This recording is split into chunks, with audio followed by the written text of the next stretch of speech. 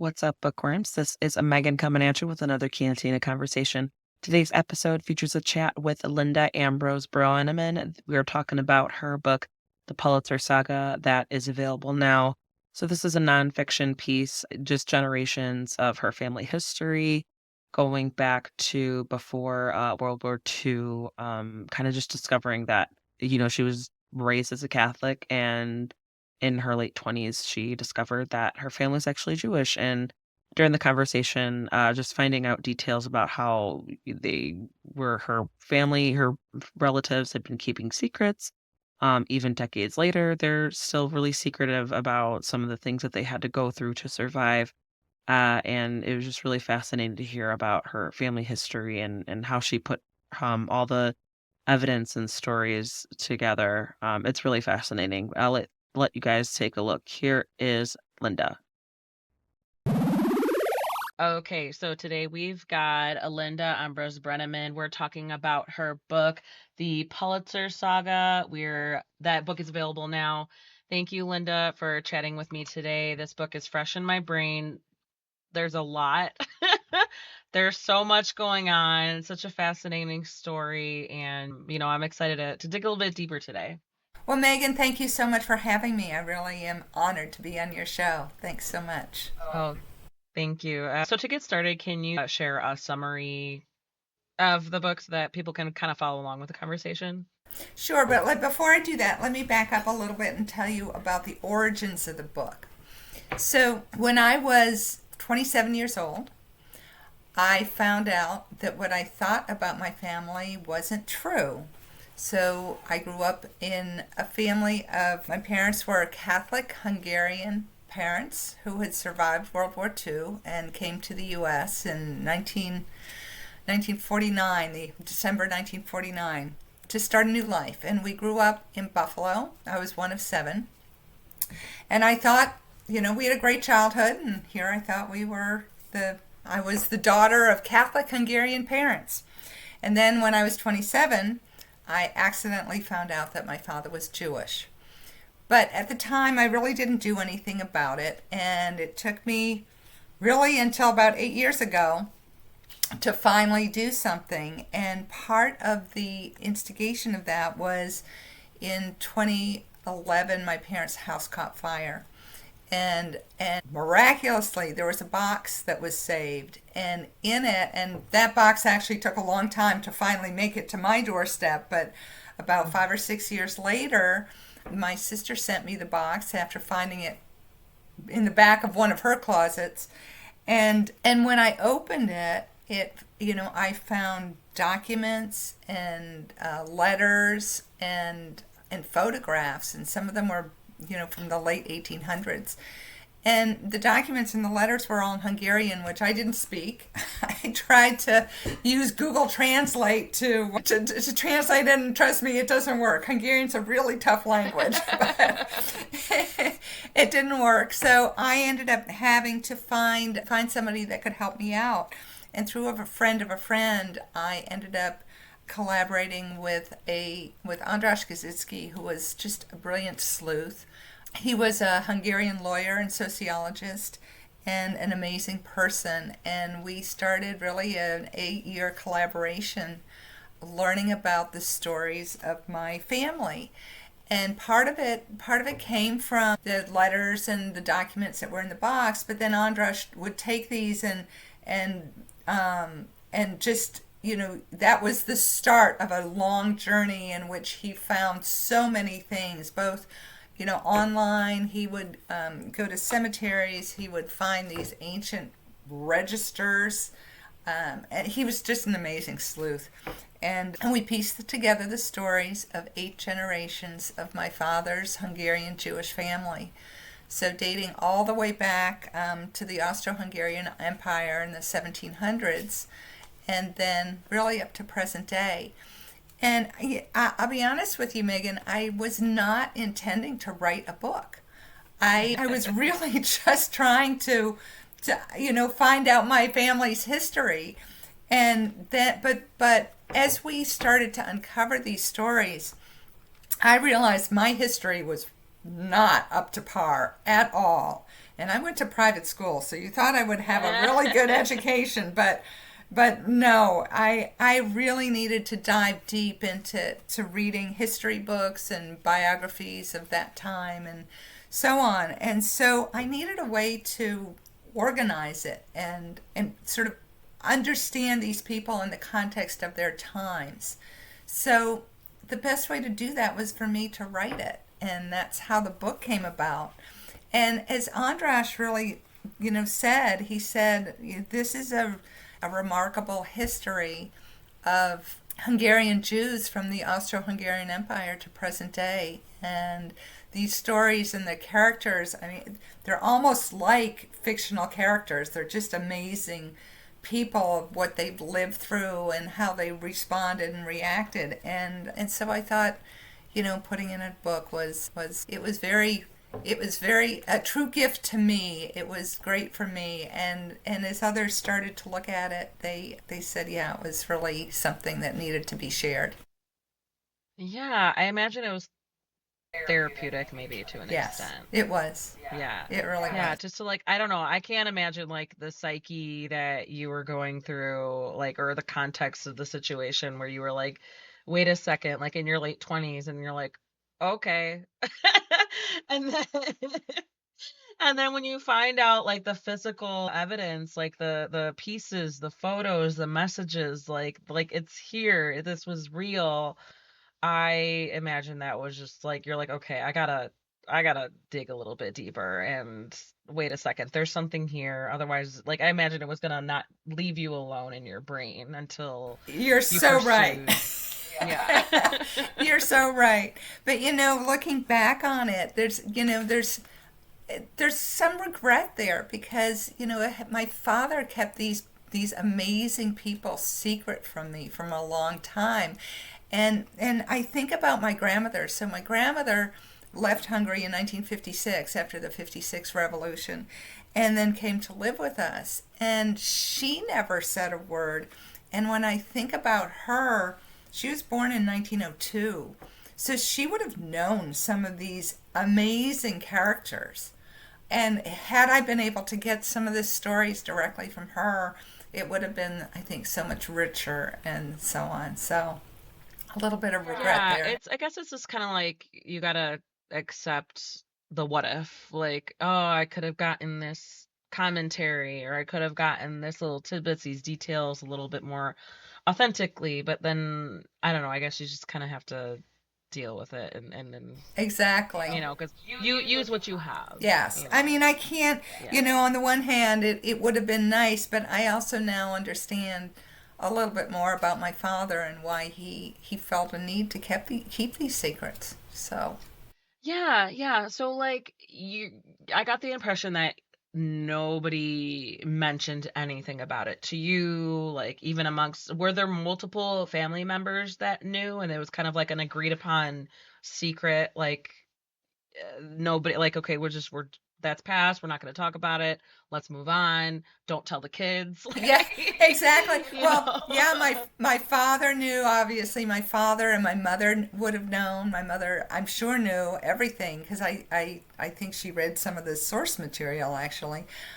She knew, and my mother actually hid my father and my grandmother during the war.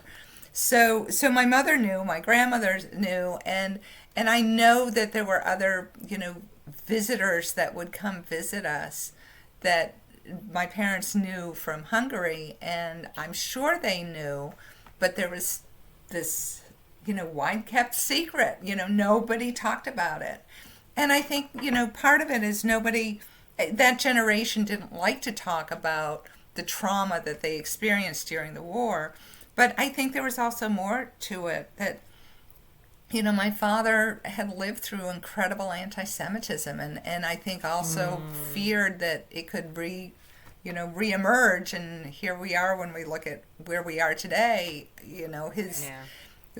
his fears were not unwarranted. So, Yeah, I guess, yeah, it's part of like, it's not, it goes deeper than generational trauma because I've talked to authors who, historical fiction novels that they write, are inspired by their own family history, where like maybe they decide to do something like you, but then they're like, no, maybe I want to do this instead, and so they do kind of a story based on what they found. And a lot of it is like they found out that their ancestors kind of kept it hush hush, maybe not so much of the shame, but like for survival. They're just still used to that, like that subconscious like fight or flight response. Like, no, we're gonna keep, even though we're in America and this is fine, like everything's okay. It's not like it was in this country 30, 40 years ago. It's still like that innate like the protection, their survival instinct, where they don't talk about it, and they don't even if it's people from like your generation or generations below that who are want to know about it, they like are asking questions, and they're still visibly like apprehensive or uncomfortable. They're not sure about it. It's just because I think that was so ingrained to them that they had to keep those details hush hush, because they don't like, even after reading of this your family members' stories, it was just like in smaller towns everybody knew what you were, and then it was like when these things happened, when these forces came in or when these historical events happened, then couldn't anticipate like keeping that secret. It was like it wasn't a secret, and then they were, they were left out to dry almost, or even if they had their neighbors who were still trying to give them a heads up or protect them, it was still, they didn't anticipate that need to like hide or survival or things like that. It was really hard to anticipate. At least that's the gist that I got within a lot of like what you found and you presented in your book. Yeah, yeah. Well, and during the Holocaust, I mean, it's interesting because my mother, it, you know, people, friends betrayed friends, and they were actually paid by the Nazis to inform on one Yeah. another. So my parents lived through a time where they felt like they couldn't trust others, even if they How were terrifying. friends. So I think that Yeah. must have played into some of it also.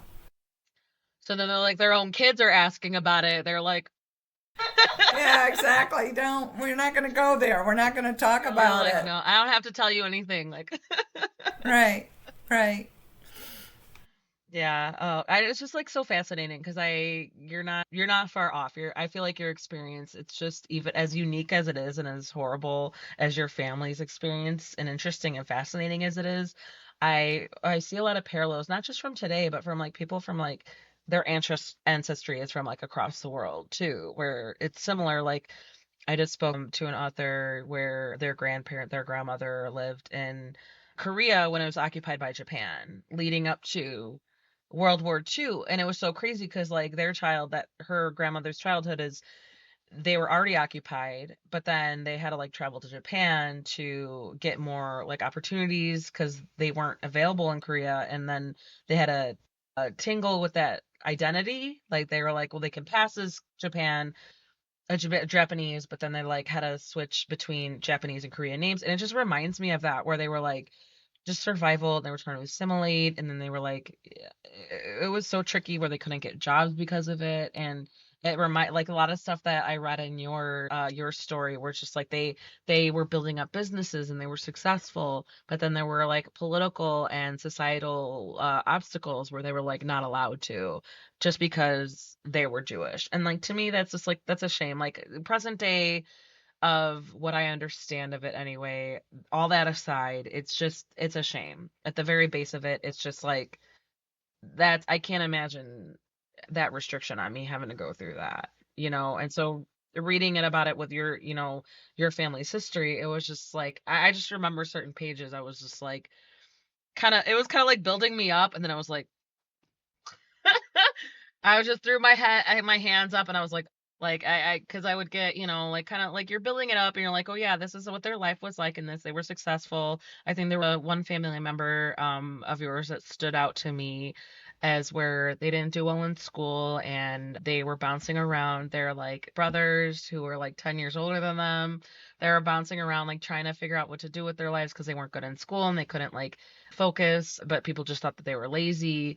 And then they ended up still making something of themselves. Yeah, And then you're referring to some, you know, Zygmunt yeah, Politzer. you Yes. know.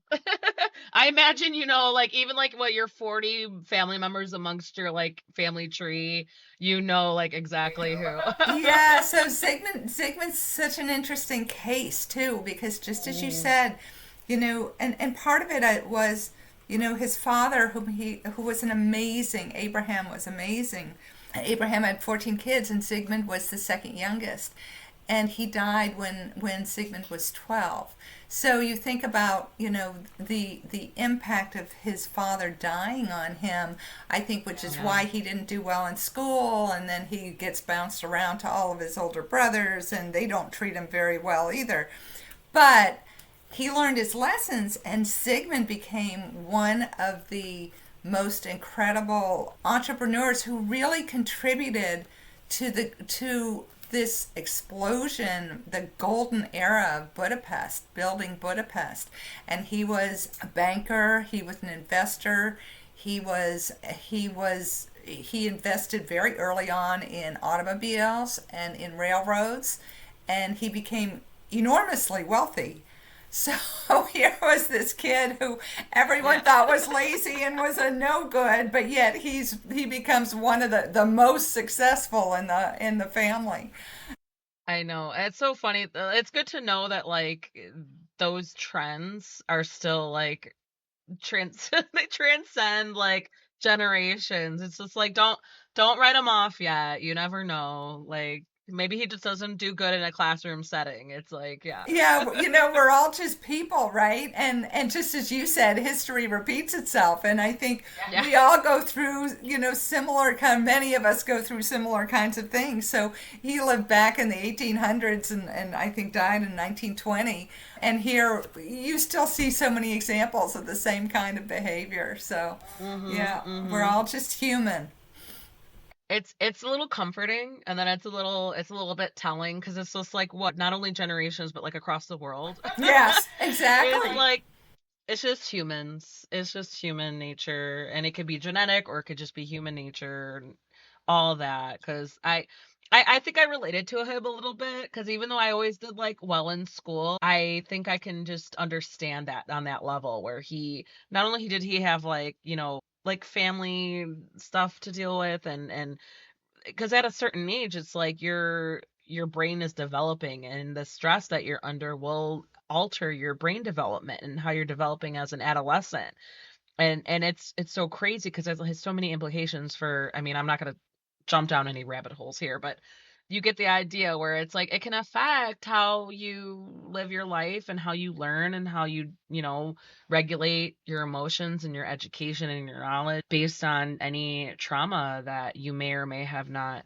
experienced at a young age and so it was so interesting and it was kind of like I could relate to him just or it was like something to apply to current day, like something that I was familiar with.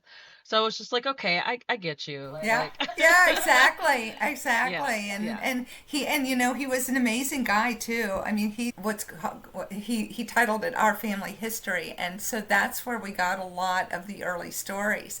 But you that's could amazing. tell out of what he wrote, how he was a family man, and he loved his family, and family was everything to him. So he's an amazing character in the whole. Yeah. I mean, I know. I feel like yeah, obviously you couldn't tell your family history without including him because you jump around, right? Like you jump because there's like little branches off of depending on the children and the siblings. And I appreciated your family tree. I appreciated the sections of your family tree depending on who you were talking about because there were like I just remember there were so many names and then there were so many spellings of those names depending on how you had to research for them, how you had to find them because then there was like, yeah, there's five people of this name, but then there's also one person who's named this, but there's maybe like three different spellings of his name because he or she was bouncing around three different countries or spelling it different ways for survival and it's just all those little nuances are just like so fascinating to me and I imagine That was added to the project for Yeah, you. well, that was a huge challenge in the research because just as you said, in the Austro-Hungarian Empire, the official language was actually Latin. But when you Mm, think about the countries that made up the Austro-Hungarian Empire, I mean, it was huge. There was Austria, Hungary, Czechoslovakia, or the Czech Republic, and Slovakia, and parts of Poland and parts of Ukraine. I mean, it was enormous. And so you had all these different languages. And so there were different spellings depending where you were. And the same person, just as you said, Zygmunt could be spelled like five different ways, and then Politzer could be spelled five different yeah, ways, and you're referring to the same person. So yeah. that was a huge challenge in the research, making sure that we had the Was right it? person. Yeah, because I even like saying Zygmunt. It's like I read as Zygmunt, but I'm like, oh, that could have been spelled as very phonetically Sigmund. Exactly, exactly. And it was Yeah, in certain yeah, cases, in many cases. yeah. So, yeah, it was a huge challenge. I know. I just feel some of that stuff is so fascinating to me because it's like, some people who are entering America and they're like, people who are recording their entries are like, well, that's not going to work. We're just going to change the spelling because otherwise people will know that you're from like my husband, his family, when they were coming to America, they were Bianchi, Bianchi. When they came, they were like, his employer at the time, wherever his ancestor found work, they were like, well, we have Irish people here, and Irish and Italians don't get along, so we're gonna just change you to Bianc. Like Biank. Their employer changed their name so that to like minimize the issue.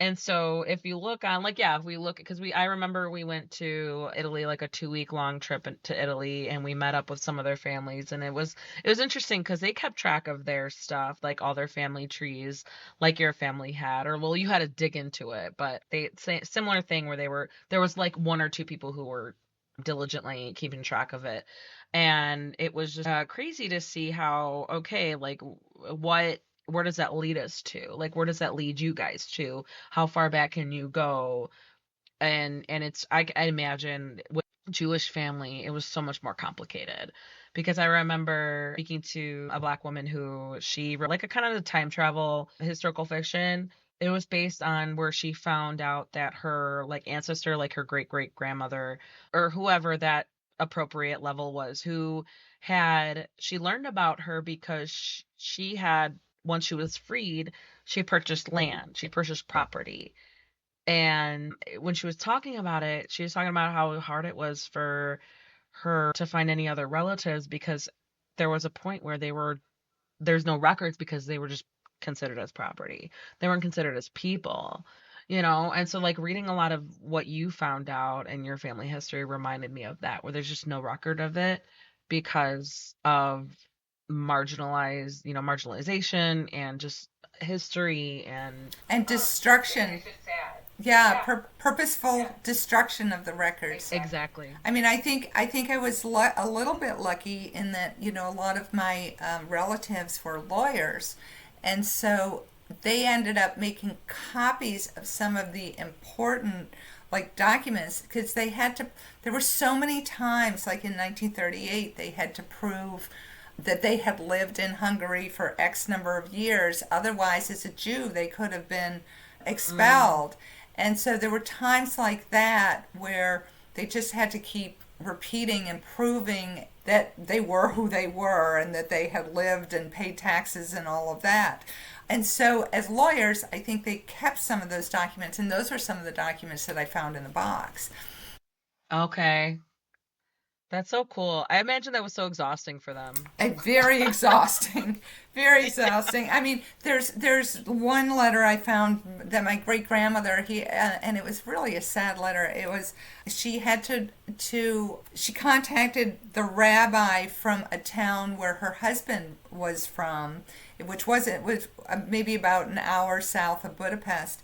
But the rabbi wrote back and he said, "Oh, things are so bad. If you can give me any money to pay for his proof of these documents because he was finding it, difficult to even support Oh his wow. family because they were just under such a horrible conditions, so such oppression, and they weren't Yeah. allowed to, there were these quotas were that only 5% of Jews were allowed to, go to school. 5% of Jews were allowed to be lawyers, and I mean there were hundreds and hundreds of thousands of people that were put out of work, and not only Jews, but now they weren't allowed to have Christian workers or Christian household servants, or so it wasn't only the Jews that were put out of work, but hundreds of thousands of other people, and it was really dark And was times. it just like control? Because I guess if they weren't like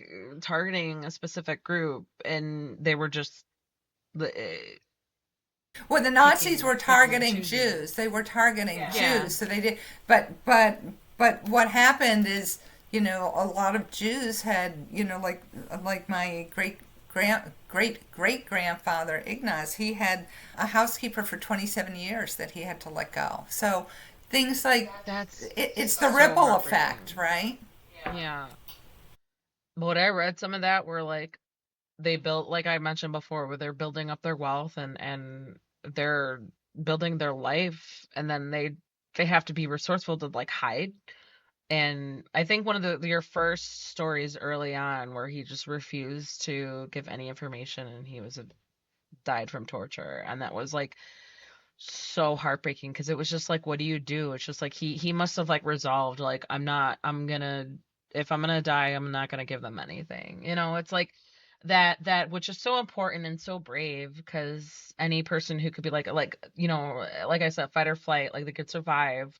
They just want to survive. But then again, it's like, you know what? I'm probably not much better off anyway. I'm gonna do what I can. It's just like I just imagine, like, because I don't have anything to like relate to that experience. So I'm like, what would I do in that situation? I'm like, I have no idea. Like, I have no idea, But you just know? as you said, when you think about it, had he given up, and I think you're referring to Moritz, who was tortured and then killed by Napoleon soldiers. Yeah. Like he was like in a coma because he was, yeah, and then he didn't wake up, and yeah. And so, Mhm. but had he given out the location of his valuables, they probably would have killed him anyway.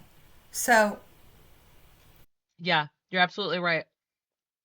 really hard And good circumstance. instincts on him, I guess, unfortunately, Yeah, yeah, and what a waste because he was considered an incredible doctor, and we're going back to the late 1700s, and so Yeah, doctors. sorry, we're jumping around Yeah, all your no, it's timelines here. okay, but think I'm about. keeping you on your toes. Yeah.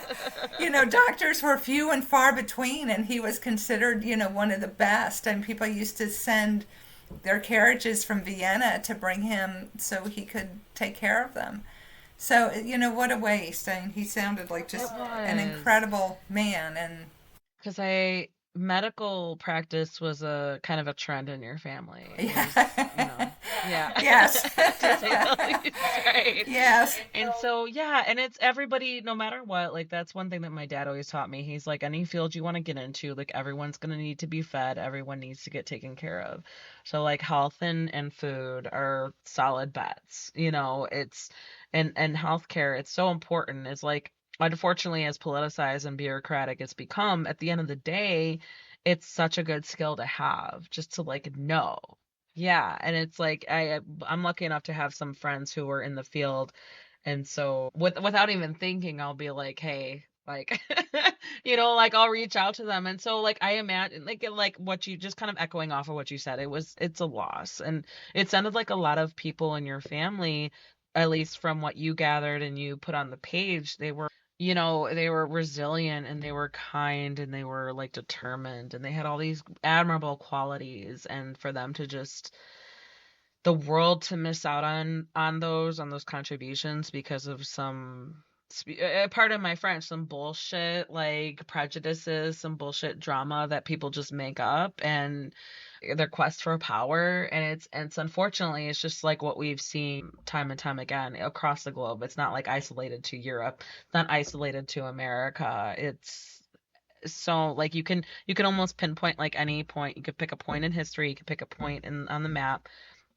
and find something. Yeah, well, I think, It's just as you said, just to sort of continue that thread, I think it's the dehumanization of any kind of, so, in the U.S. it was blacks and, Native Americans, quite frankly. yeah. And in the days of the Holocaust, it was Jews. So anytime you pinpoint a small group and then dehumanize them and create hate and fear, then you can sort of whip up you know the masses, shall we say. But then you don't realize how much you lose. It's Yeah. unbelievable, the talent and and the one thing about, I know my family, and I think this is true in the Jewish religion, there is such a core value is to serve humanity and to try to leave the world a better place. And those are the kinds of people we need. Not, you don't want to Yeah. dehumanize them. 100%. Yeah. Although, I guess it, because I'm sure there are people in history who thought what they were doing was they were leaving the world a better place, even though it was like, no, like you are making horrible decisions and affecting masses of people for generations to come. It's like what they would be like, oh no, but this is what we need. It's like, just no, like, and I that reminds me another one of your family members who you said who were a lawyer, and they were, I'm sorry if I don't remember all the names, but I just remember specific parts that stood out to me. What your ancestors who was a lawyer who he made a point to try to reconcile between his clients before hashing out negotiations. He was like, no, half of the time it's just like hate, or it's just like they're mad and they're angry. And he was absolutely right. Like, I think there's just like so many emotions when going into those types of things. And it's like once that's hashed out, then people can be more reasonable. And it's just like they can kind of like agree to disagree on a mature level.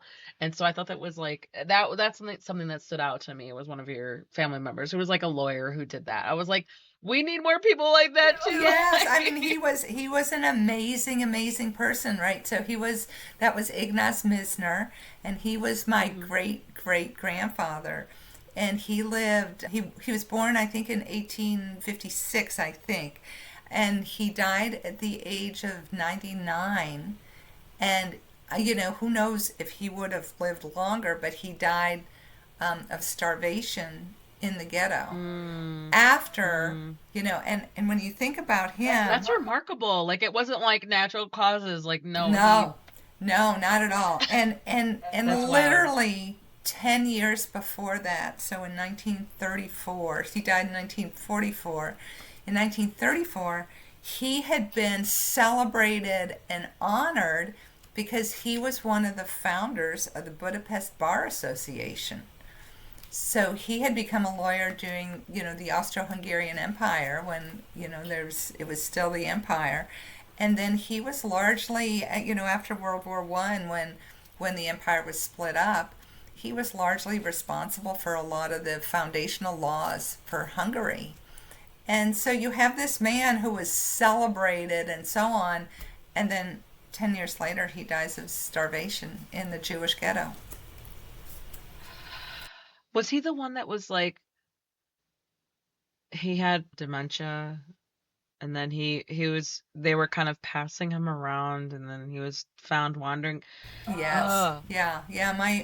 His daughter, my great grandmother Margie, tried to save him, and because he started having dementia, then she put him in a retirement home where she thought he was safe, but then he was found wandering, and then they put him in the hospital in the it's Jewish so ghetto. sad. Yeah, yeah. I'm Yeah, but like, an amazing man. Just an amazing man. And the yeah. one thing that stuck out for me, so, you know, in Budapest, what was unique about Budapest is a lot of the Jews, rather than being in a ghetto, at first they were forced to give up their homes and go to what was called a Yellow Star house. And the Yellow Star Mm, houses were horrible because they were basically preparing them for deportation anyway.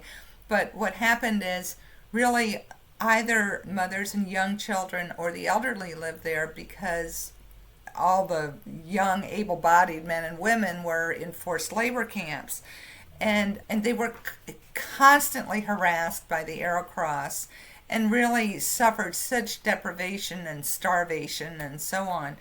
But at any rate, so they had taken his home. He had to they lived in this gigantic apartment building, and all the apartments were inhabited by family members, and all the family had to go into one room in the Yellow Star house. So he wrote to Governor Horthy, who was the leader of Hungary at the time, and whom he knew, and he wrote asking to get his house back and for getting an exemption from all of these horrible Jewish laws. And he actually did get the exemption, but it came too late. At that point, the Nazis had sort of removed Horthy from power and took over. But he refused to take the Yellow Star off. And he said he wanted to wear it as a matter of pride.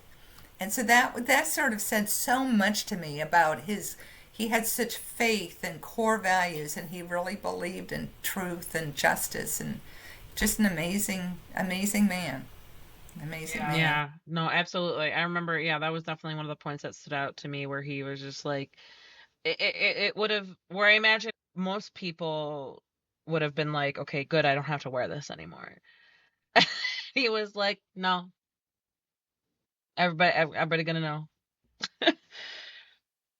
Yeah, that's amazing. I just I I'm gonna repeat myself because I think it's fascinating for you to like learn so much and for you to like just there's such as a connection and the work that you had to do and maybe how therapeutic it was for you. So I'm gonna repeat myself into how fascinating that was and how amazing that was, not only for you to like put in the work and to make sense of it and to organize it, because it was like just looking at the family tree that you include in the beginning. It's so much.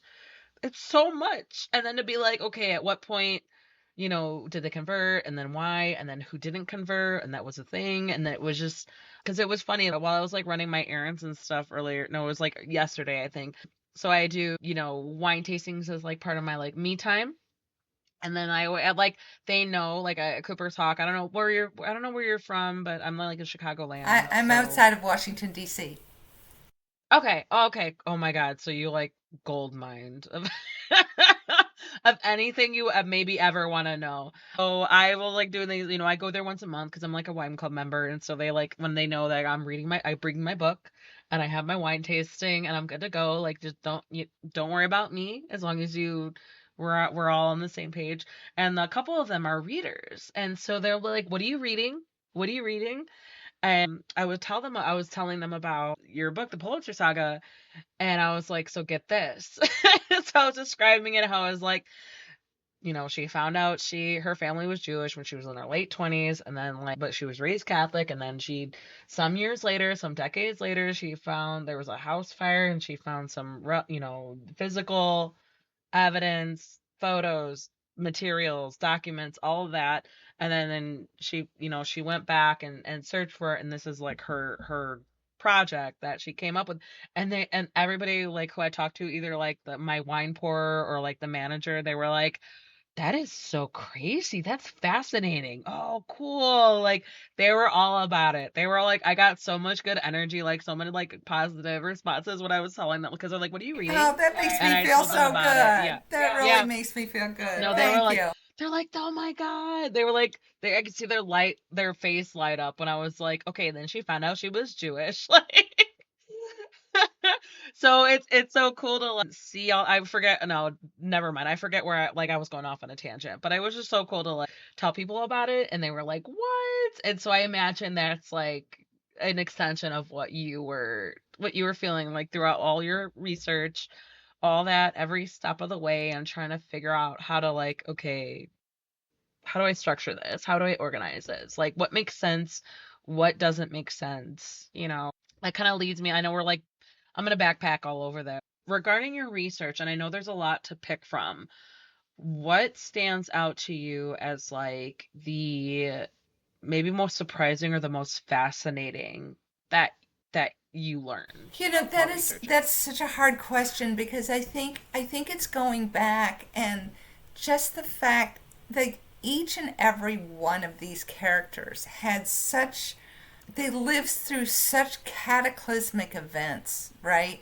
And how they responded, you know, way back from Isaac, who I start with, and then just, you know, you had mentioned Moritz, who was then murdered by Napoleon soldiers. And it's just each one of these. But I think, you know, I think what's really was surprising to me was you think you know your parents and how little I actually knew about their lives. And I think that was the most shocking because one of the most shocking things was that my father had actually served in a Nazi labor camp and then, you know, and escaped. And when he And escaped, you never knew this until you started I asking knew questions. I knew nothing about it, and my father would never talk about it ever. I understand that, but still, like, Yeah, the fact that he and you know because in the box I found some letters between my mom and my dad during that period, and they weren't married yet, but you know they as I had they were mentioned still like, they oh, the were little engaged. lovebirds. Yeah, they had you Yeah. know he had proposed to her the day before he went off, so they were Oh my engaged, but. God. You know, the letters are heartbreaking, and the kinds of things that he lived through, it was just shocking. But then, you know, then he escaped, and they were captured two more times, and I don't know how, but he escaped with five other men, and how they escaped, and how they escaped after they were caught twice more, and then how they made their way back to Budapest. I mean, it's a complete mystery. And some of these other people, the one of the five men that he escaped with became a world famous economist, and he has a website.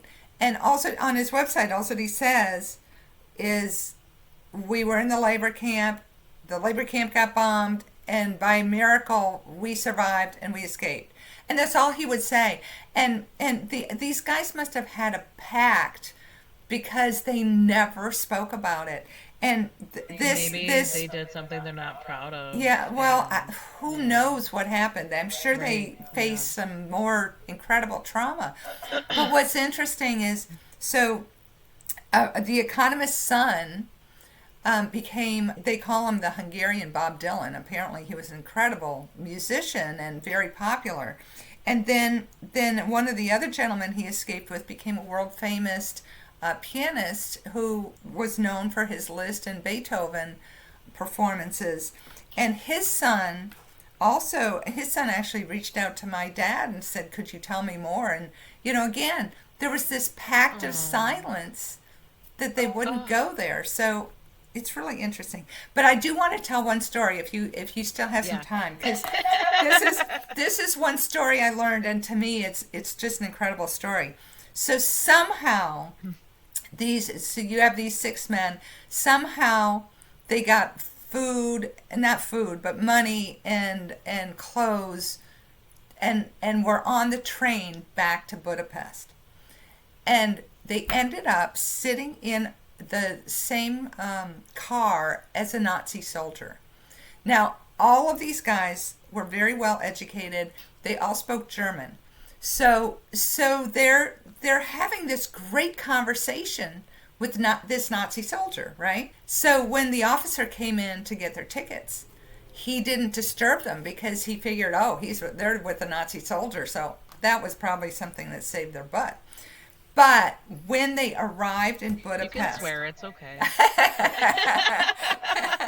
I don't mean to downplay what's in the story you're talking about. Say it, go for it.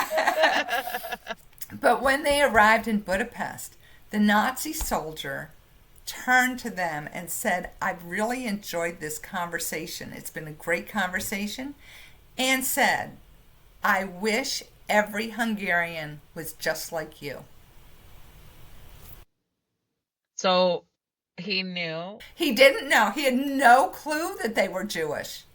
He had no clue that they had escaped from a Nazi labor camp. Oh my God. So he just treated them, he thought that they were straight up just like normal Hungarian people. Like, not on the run, not Jewish, not somebody that he should be looking out for. Oh my God. Isn't that's just, I mean, it just tells What a you, lesson. What a lesson. And like, oh, right? So I just think that's an amazing story, right? that is wild. Yeah, absolutely. Because it's just like, that kind of situation can be applied to so many others. It's just like, yeah, when you sit down and get to know them, oh, I wish all your people were like you. Like, most of them are. Like, what? You're fighting a fruitless war. Like, what? You're following blind orders to people that you would get along with otherwise. Like, it's just so. Right. Yeah, Oh, no, it's amazing. It's amazing. And that to me says it all. It's like, we're all just human. We're all just connected. We're it all really. people, and we should just accept each other as such. I know. I mean, that's just. I already kind of like, because I'm like half Mexican. My mom's family, half of her family is from Mexico. Half of them was like from Texas, but my maternal grandmother, her side was in Texas before it was Texas. Like their generation, they go generations back where it was just like before that purchase that happened, where the border was moved. And so it was funny. Like my mom kind of jokes around, like nobody's gonna kick us out, like nobody's gonna tell us to go nowhere. We've been here, like, but it just reminds me of that. We're like, okay, so you're people are put in certain situations where they don't have any control over, or they're just for survival, and I guess obviously in America, like you're gonna get people from all walks of life. You're gonna meet people from all walks of life, especially for me, like growing up in a Chicago suburb. I'm gonna get people from all most or at least a couple walks of life, like depending on the neighborhood. But I guess I find myself fortunate that I grew up from a mixed family and mixed background, and also just like a mixed neighborhood and stuff like that, where I'm like I part of me kind of understands like the removal of that. Like, oh, all people of this skin color are like this, or all people who are from here are like this. And it's like, no, I think unfortunately a lot of what drives behavior is poverty, is lack of resources versus skin color. Because you know what I mean? Like, that's kind of like, at least in my life experience. And like, we don't need to go down any rabbit holes. We don't need to get too political, other than talking about your very political. But even so, But I I kind of think like it's try the to reflect on my own. Yeah, no, I think it's the, we are a country of immigrants, and I think we're so much richer for the diversity and the different cultures and so on. I mean, it It's can only seriously, help us, not, we shouldn't be fearful of that. I so I agree that it should be regulated, but like it's helpful for our economy, 100%. I'm not against regulation, but I think it's necessary for sure, for sure. And it's just like, it sucks when the powers that be are using that as an excuse to whatever. But anyways, I'll just aside from that, I'll just ask a few more questions before we hop off here. This has been, it sounds like I feel like we could talk for like ever, but I want to be respectful of our time. So I'm gonna throw this at you. What were the most challenging parts to write? What were the most enjoyable parts to write? Oh my goodness, that's a great question, and I don't know quite how to answer it. I think part of the challenge was, I think maybe the chapter on my great grandmother Margie, because she was this amazing person, and when you look at what she lived through, it makes you cry. It just makes you cry. I mean, she was just a remarkable person, and she grew up she was born in 1876, so she grew up in that golden era of Budapest, and and benefited her father was Ignaz Misner, the lawyer that we spoke about, and benefited from his success. But then she lives through World War I, and she becomes a nurse, and for her to become a nurse was a big deal, at the Yeah. time. Yeah. It just sort of showed her She's an incredible philanthropist and did so much for people. But she lived through World War One, and then after World War One, there were two revolutions that were horrific, and the second one was called the White Terror and targeted Jews, and was as bad, if not worse, than the Holocaust. So she Mm. survives that. She becomes a widow because her husband died, and we never really figured out why, but I suspect that he may have been a victim in the White Terror. But then there's sort of this period of time where things are good again, and then the Holocaust happens, and she survives the Holocaust. And after the Holocaust, then there's she tries to rebuild. She has to her the big house in Pest was bombed. She's her villa is gone, her farms are gone, all of this. So she loses not only properties, but she lost probably 40 or 50 family members were murdered during the Holocaust. So she's trying to rebuild, and then the communists come in and she gets expelled. And at age 76, she finds herself expelled to a farm where she's expected to work on a farm, both she and my grandmother. So, as someone of just an indomitable spirit, an incredible person. And so it was, yeah, it was heartbreaking actually to write that chapter, but also really rewarding, I think. So at the same time, because, I felt like I could honor her. I Yeah. felt like I could honor her. So, I know, because just from you telling me that, I'm just like, my attitude is like, burn it all down, fuck everyone. Like she had no choice, just to like kind of comply and to like rebel silently and to like but it's just like who would have known, like, if she would have were allowed to flourish, if she were just allowed to live a normal life, like who knows what she would have accomplished. And unfortunately, it was just like not just like the things that she had to overcome for her identity, but just for being a woman. And that's, yeah, absolutely. that's so messed up. Yeah, Yeah. yeah, Yeah. yeah. What advice do you have for people who might be in your situation, who are kind of digging into their ancestral background and maybe trying to put a story together? Maybe not necessarily in a book, but just trying to piece together things. What advice do you have for Yeah, them? and that's another really great question. If there's still family members living, I would really, ask. And I will say, when I asked, I this web of secrecy that it was so hard to penetrate. But I wish I had just been more persistent and asked and asked and asked. But a lot of those people are gone, and so you don't always have that opportunity. I have to tell you, I was so lucky finding Andras Kaczynski. Without him, I don't think I could have done About the what I flute? did. Yeah. So I think finding that help, and there's other Andrashes out there. There are a lot of people I think who Yeah. have done this. I couldn't have done it on my own. So I was really lucky. I was blessed to have found him. So, It's like find your resources, find your people, embrace them, right, and yeah. exactly. Because oh God, I can't imagine you trying to like do things on your own. It's like you have limited knowledge, you have limited notes, Exactly. and Yeah, a to lot of talk it. to people who like have been keeping notes, Right. like yeah. Well, some of it was the language barrier. So you need somebody depending on where they're, investigating. But and there is one other piece of advice, and that is really read up on the history.